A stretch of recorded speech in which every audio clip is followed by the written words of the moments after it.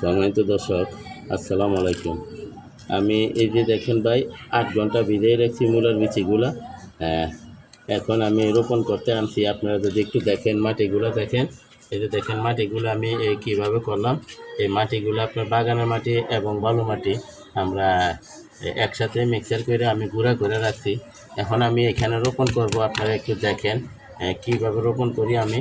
আমরা ইচ্ছা করলে মূলার শাক খেতে হলে আমরা ইচ্ছা করলে এই ধরনের এতটুকু একটা টবে আমি মূলার শাক করতে পারি আমরা। তো আমি আগে এটার একটু মাটি দিয়ে ভিজিয়ে রাখি। আমি একটু মাটি দিয়ে ভিজিয়ে রাখি, পানি দিয়ে একটু দুঃখিত, একটু পানি দিয়ে ভিজিয়ে রাখি। পানি দিয়ে ভিজিয়ে রাখলে তারপরে আমি চারাটা বসাতে খুব সুবিধা হবে। তাহলে আমি এই 2 মিনিট পরে আসতেছি এই পানি দিয়ে ভিজিয়ে। দর্শক, এটা আপনার যদি একটু